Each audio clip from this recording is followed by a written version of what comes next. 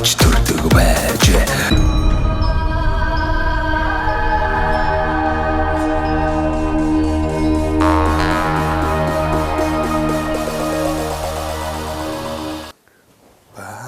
Жаагаад байна уу би ч гэж. Гайгүй. Гайгүй юм шүү. Гарч яах юм уу? Гараа доогоор 2400 мөн билүү хүн ам. Мэдгүй байж. 2274 л ээсэн да. Сүүлд нь Эмнэлгээр л төрөөдөх шүү. хүн ам ихсэж гинөө багасж гинөө. хүн ам цөөрч байгаа, ер нь цөөрч байгаа. Төрөлт мөрлөж багасж байгаа шүү дээ. Тийм үү. 20-оос бодгоос нь одоо нэг 6-7 жирэм санал. Нэг өсмөс юу яаж байна гэж би зургатаа гарна шүү дээ энэ ч. Юу болж байна гэж өсмөсөө жоохон янзлахгүй. Миний үсээ тав чах угаасаа бай гарч. Чин хүн намайг харна шүү дээ энэ ч. Бид нэг айтайхан гарчмаар байна шүү дээ. Та дөрөв ботчихсан гэдэг.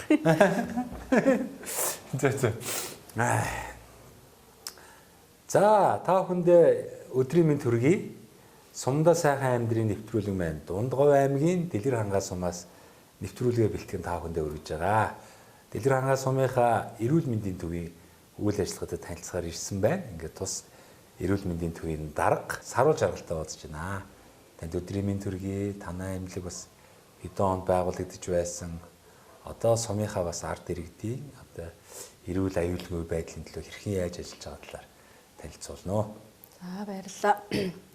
За манай байгууллага 1924 онд анх докторийн газар нэртэй үйл ажиллагаа явуулж ирсэн эсгийн хаалгатай Монгол гэрт үйл ажиллагаа явуулж ирсэн түүх байдаг. За энэ онд буюу 2024 онд түүх 100 жилийн хойгоо тэмдэглэл өнгөрүүлсэн байгаа. За манай байгууллагын шинэ барилга бол 2019 онд бол ашиглалтанд орсон. Хүн амдаа эрүүл мэндийн анхан шатны тусламж үйлчилгээг бол жиг төртөмжтэй өргөх зорилготой бол ажиллаж байгаа. За тоног төхөөрөмжийн худал хангалттай сайн ер нь бол хангагдсан байгаа боловч одоо хүний нөөцийн хувьд бол дутагдaltaйгаар ажиллаж байна. Хүний нөөцийн дутагдaltaй хэрэг нь ямар мэргэжлийн эмчнээс дутагдaltaй? За хүн их эмч мөн сувилагчийн дутагдaltaй ажиллаж байна. За ер нь бол манайд нийт баг дээр 4 ерөнхий буюу эмчлэгч эмч 2 байх хэрэгтэй бол одоо баг дээр 2 тэгээ нүүр ам судлалын эмч тэгээд ерөнхий эмч би ингээд 4 эмчийн орон тоотой л ажиллаж байна. Тэгээд энэ 2 эмч маань бас ажиллаж байгаа баг дээр ажиллаж байгаа 3 эмч дандаа ажил хавсран гүйцэтгэгчээр явж байгаа. Шүдний нүүр ам судлалын эмч маань нэг бага хариуцж явах жишээтэйгээр үйл ажиллагаа бол явж байгаа. Тэгтээ бол юмас эрүүл мэндийн анхан шатны тусламжуулалтыг доголдолгүй явуулахын тулд хичээгээл ажиллаж байна. За нийт одоо бас Дэлгэр хангаа сумын хувьд те хичнээн ард иргэдэд бас эмнэлгийн тусламж үйлчилгээ үзүүлж байна. Ард иргэдийн маань дунд одоо цаг уурын нөхцөл байдал те одоо юу гэдэг амьдарч байгаа орчин бас хамаардаг бах те. Зонхлон тохиолдох бас ямар өвчлөл байдгийг үүнийг бууруулах талд чиглэлээр бас та бүхэн ямар ажлуудыг зохион байгуулж байна. За 2000 манай сумын болохоор хүн ам нь 2300 хүн амтай. За тэгээд нэг юуны төр оршин суугч буюу одоо уурхад ажилладаг 100 гаруй 100-аад бас албан хаагчид ээлжил 14 хоногоор буюу хоногоор бол ээлжилж ажиллаж идэг. Энэ хүмүүст бол тусламж үйлчилгээг бол үзүүлж идэг. За тэгээд манай суманд бол цонхлон тохиолдох халдварт бас өвчин гэх юм бол юу бөөрийн өвчлөл байдаг. За энэ юутай холбоотой бас усны хатуулагтай холбоотой байдаг юм болов уу гэсэн юу байдیں۔ За түүнээс дээр нь болохоор артерийн даралт ихсэлт байдаг. За энэ нь болохоор бас цаг уурын нөхцөлтэй холбоотойгоо бас артерийн даралт ихсэлт зүрх судасны өвчин бол зохилон тохиолдож байдаг. За бага насны хүүхдийн хувьд бол одоо 0-оос 5 насны хувьд бол шүдний эрүүл ахуй, эрүүл мэнд бол асуудалтай байдаг. За тэгээд манайх бол нүүр ам судлалын шүдний мэрэгжлийн эмчтэй болсныхаа давуу талаар бас одоо шүдийг эрүүлжүүлэх бага наснаас нь одоо шүдийг хэрхэн зөв угаах вэ гэсэн сургалт мэдээллийг бол одоо цэцэрлэгийн наснаас эхлээ бага ангийн тэгээд ахлах дунд ангийн сургуулийн хүүхдүүд бол хамгийн гол нь сурал сурчлагын мэдээллийг бол өгч ажиллаж байгаа. Тэгээд энэ бол одоо жил гаруй хугацаанд л ажиллаж байгаа. Тэгээд бол бас эрүүлжүүлэх болон эмчлийн эрүүлжүүлэх тусламж үйлчилгээг үзүүлж байгаа шүдний. За ер нь бүх өвчтөлийн одоо суур нь одоо шүд амны хөндийн эрүүл мэнд байдаг учраас бас энэ дээр бас голчлон анхаарч ажиллаж байгаа. Ус хатуулагтай гэж байна. Тэгэхээр мэдээж хэрэг сумын ард иргэдэм маань амны ус бол нэг худгаас явж гин үү? Эсвэл одоо нэлээд хэдэн худгууд байна уу? Өмнө дээр одоо нэг ус зөөлрүүлэх фильтр шүүлтүр энэ төр тавигдсан байдаг уу? За байгаа нийт бол сумын төвийн 2 худаг, гүний худаг. Энэ хоёр дээр шүүлтүр тавигдсан байгаа. За тэгээд мөн сургууль ерөнхий боловсролын сургууль дээр бас өөрийн худагтай, хүүхдийн цэцэрлэг өөрийн худагтай, эрүүл мэндийн төв бас өөрийн худагтай, тусдаа худагтай. За юун дээр Худаг болгон дээр шүүлтүр байх уу? шүүлтүр юун дээр л байгаа. Сургууль дээр л шүүлтүр байгаа. Тий сургууль дээр бүр цэвэршүүлсэн тийм төхөөрөмж бол тавигдсан. Тэндээс бас нутгийн иргэд бас тэндээс усаан бас авч уудаг. Хүүхдүүд бол тэндээс шууд уудаг. Бас давуу талтай байдаг. Сүүлийн жилүүд бол ер нь бас ард иргэд маань нэг үе бол бас эрүүл мэндийн боловсролын тал дээр бас харьцангуй бас мэдээлэлтэй болоод байгаа шүү дээ тийм. Нэг хэсэгч одоо тэгээд социализмын үед бол яг бид нар чинь нөгөө янз бүрийн амттай энэ төр ховор байлаа шүү дээ. Тэр утгаараа одоо ялангуяа хөдөө орон нутагт бол цагаан эдээгээ уламжлалт одоо сүү аруул тийм цагаан эдгийг хэрэгэлдэг байсан бол юм илбэг болоод ирэнгүүт нөгөө хүүхдүүд нь чихэр жимсгээл инхээр нөгөө аав ээж навж өгөх чинь тий. Тэгээ багаас ингээ буруу дадал зуршил ингээд хөвшилтэй болоод ирэхээр нөгөө маш их одоо шүдний одоо өвчлөл ихсээд байгаа шүү дээ. Тэгээ энэ талаар одоо болж өгвөл манай орон нутгийн малчид иргэд маань ч гэсэн одоо нэлээд бас ойлголттой болж байгаа шүү байна. Нөгөө буруу хэрэглээ газтай кола ундаа тий бас энэ маань энийг их хэрэгэлдэг байсан бол харьцангуй одоо бас энийг их хэрэглэвэл одоо бас зохимжгоомаа гэдэг ойлголт эхэлсэн тий. Яг мэдээж баяр ёслолын үеэр бол бас хэрэглэхгүй л яг уу тий. Иймэрхүү тал дээр бас танаа сумынх нь хэрэглээний хувьд ямархуу юм шиг анзаарэгдэж байна. За хэрэглээний хувьд одоо буруу зуршлын хувьд тий. Харин тамхич орно шүү дээ бас. Тий. За эрүүл зөв дадал эзэмших тал дээр бол манай сум бас яг тийм юу биш. Эрүүл зан үйл төлөвшүүлэх, эрүүл хооллолт, эрүүл дасгал хөдөлгөөн өдр бол манай юунд бол хийгддэггүй. За ингээл өглөөлөг арга хэмжээ зохион байгуулахад бол ирдэггүй байх жишээтэй. Ирдэггүй байхгүй юу? Тэгэл гайгүй нэг өглөөлөг харамжаа тураах арга хэмжээ зохион байгуулъя гэж одоо сарын гүйлт ч юм 3 сарын гүйлт аян маян зохион байгуулахад бол ирэхгүй оролцоо жоохон муутай байгаад байдаг. Энэ дээр л иргэдийг одоо идэвхтэй хамрагдаад өөрсдийнхөө эрүүл мэндэд бас өөрийнхөө цагийг зориулаад оролцоосоо гэж бол хүсэж идэг. Тэгээд ядаа зүгээр эрүүл мэндийн төвөөс зохион байгуулсан ийм биеийн тамирын болон дасгал хөдөлгөөн алхалт гүйлтч гэдэг ийм арга хэмжээнд бас идэвхтэй оролцоод өөрсдийнхөө эрүүл мэндэд цаг гаргаарай л гэж уриалах байна да. За манай нэвтрүүлэг бол сумдаа сайхан амьдрий гэдэг одоо урайтай нэвтрүүлэг тий. Ер нь залуучууд маань сум орнуудтай ингэж ажиллаж амьдрахад бас юу шаардлагатай байдгийг. За мэдээж хэрэг сайхан одоо төсөв төрийн байгууллага одоо энэ эрүүл мэндийн салбар ч гэдэг юм уу тий. Багш нар ч гэдэг юм уу, залуу багш нар ч гэдэг юм уу. Энэ хүмүүс маань одоо ажиллаа хийж л байна л да. Мэдээж хэрэг ажиллаа хийх хайж байгаа энэ сумынхаа сайхан залуучуудтайгаа цагийг одоо зөв боловсон өнгөрүүлэх гэдэг юм уу.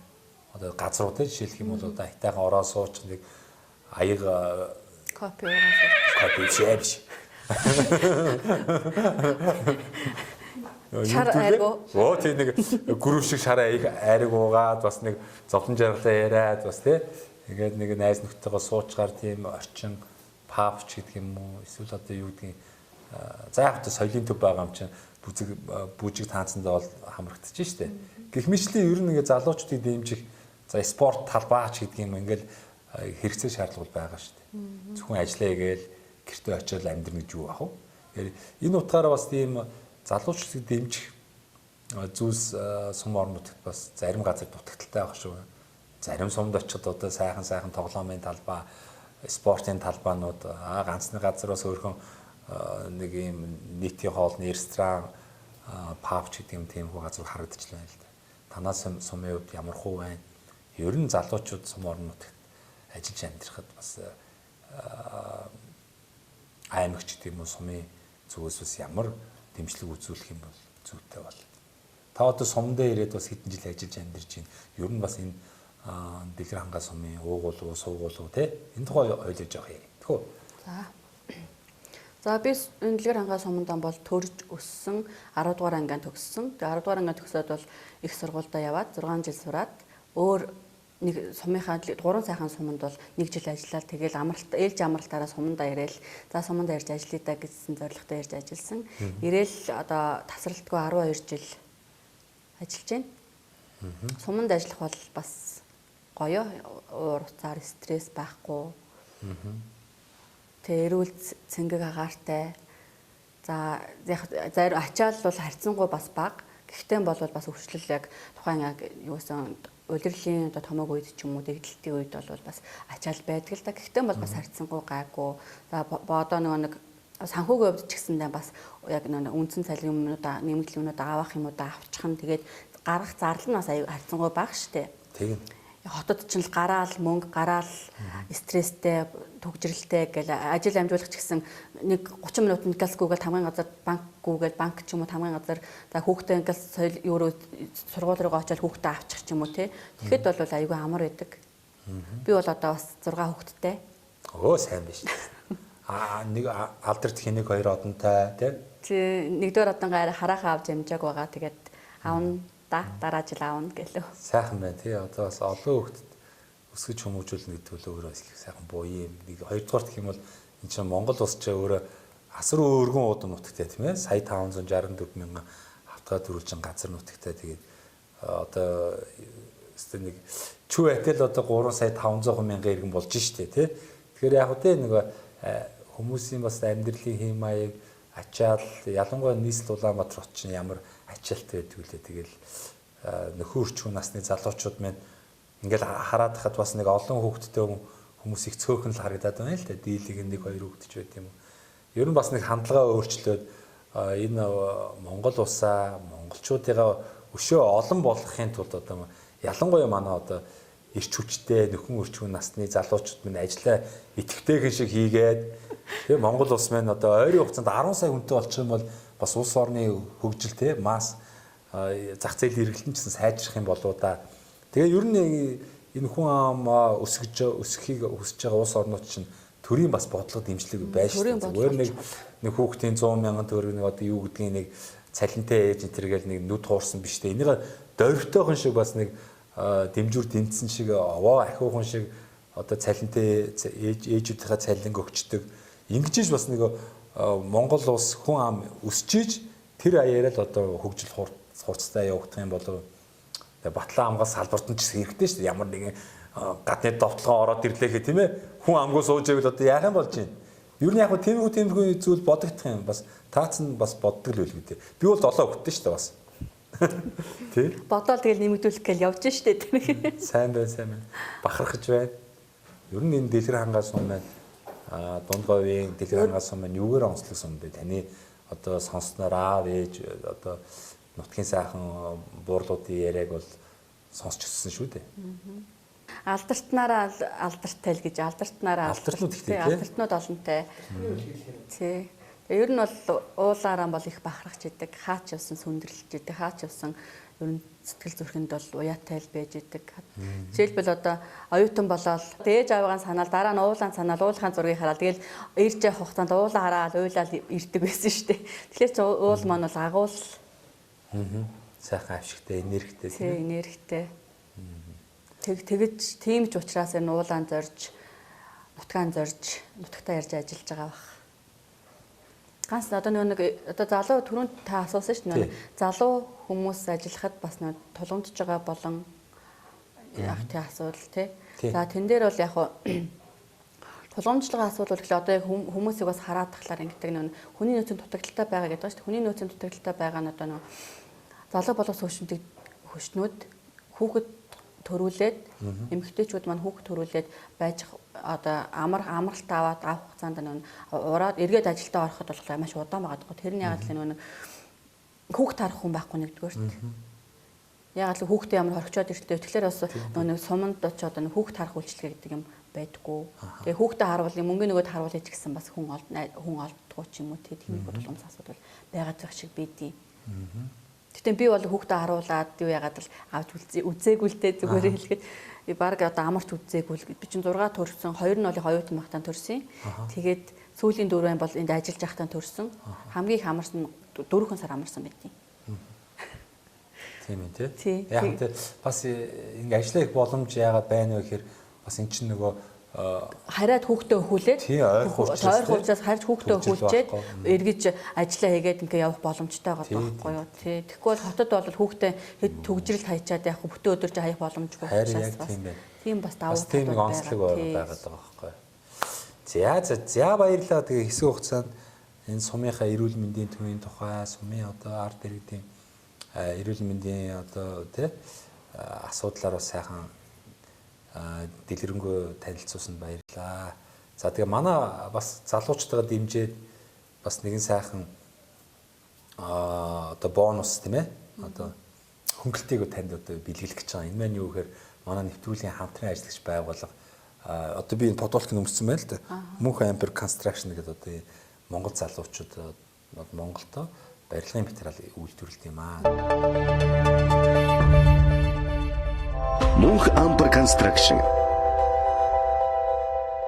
Тэгээ одоо залуу хүмүүс сайхан байшин саваа барих те магадгүй одоо нөгөө байшин маань ирүү жижигдэх юм бол ялангуяа олон хүүхдтэй хүмүүс жизүү шүү дээ.